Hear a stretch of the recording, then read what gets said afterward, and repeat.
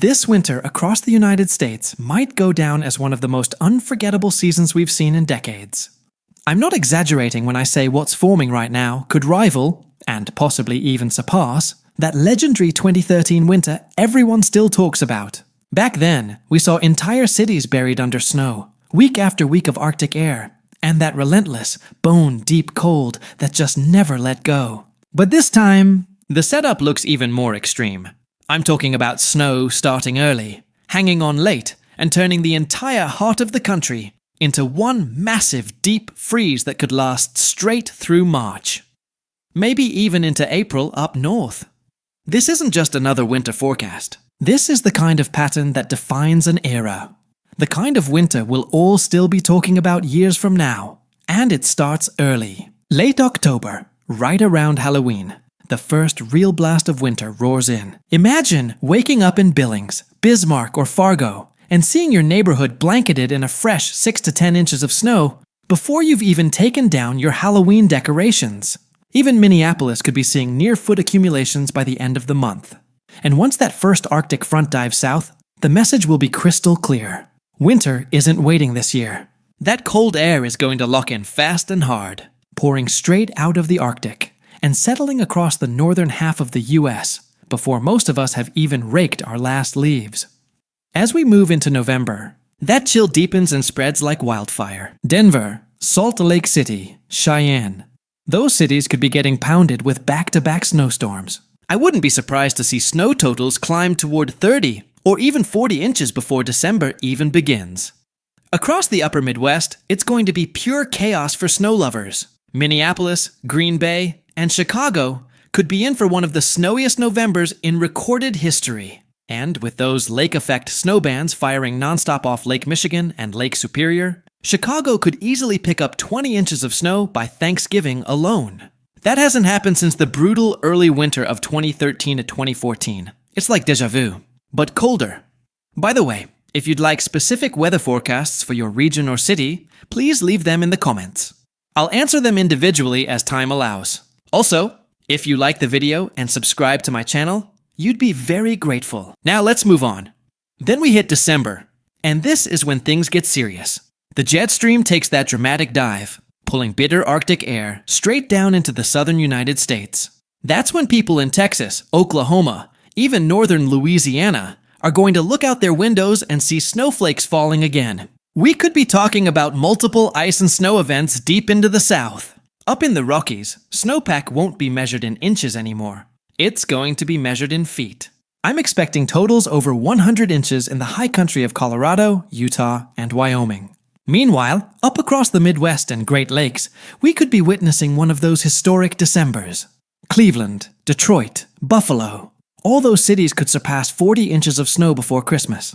Buffalo in particular might relive those apocalyptic, whiteout lake effect blizzards from 2013. Only this time, it could be worse. I'm talking about 50, even 60 inches of snow before we ring in the new year. And then comes January, the core of the storm.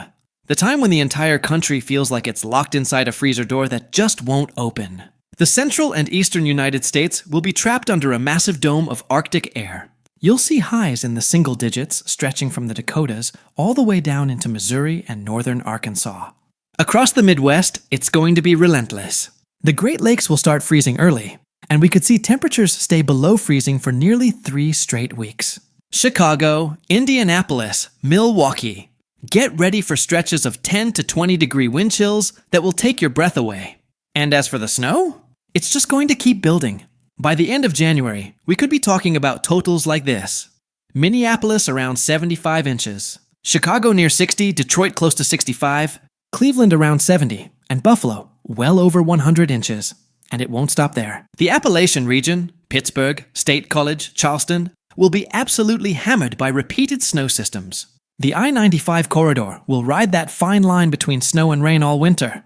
But when that Arctic air locks in, we're going to see some major nor'easters. I'm thinking New York City gets 30 to 40 inches by early February, while Boston approaches 60 by midwinter. It's going to be a snow lover's dream, and a commuter's nightmare. Even the South won't get away untouched. I'm watching Atlanta closely this year.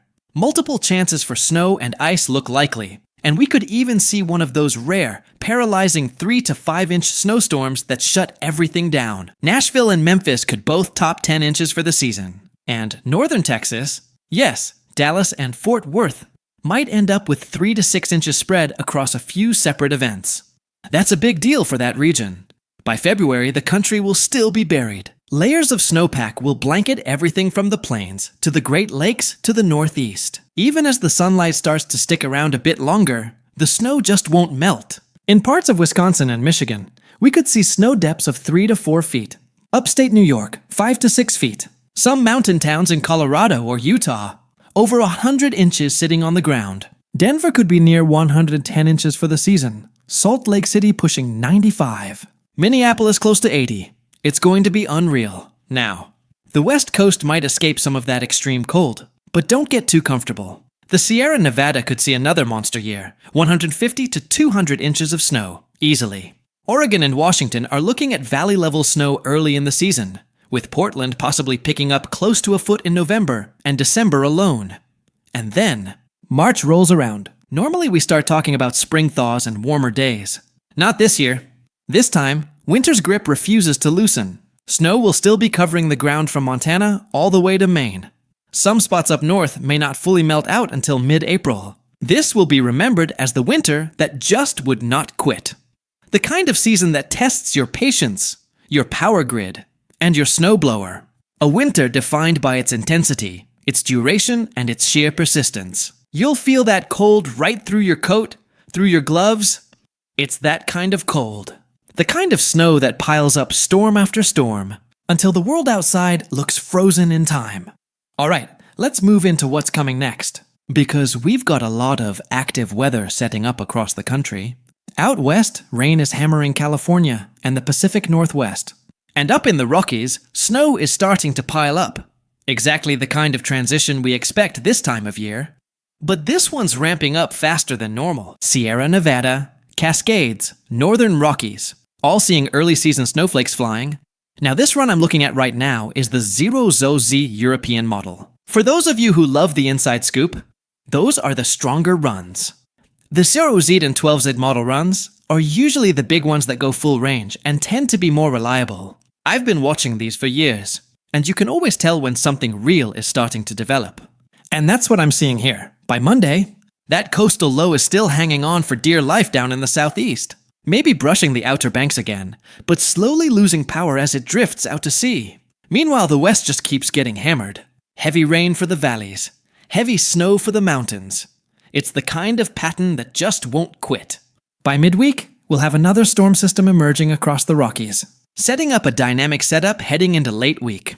By Thursday and Friday, the models are showing this beautiful, classic setup. A strong low pressure spinning up over the Dakotas and Minnesota.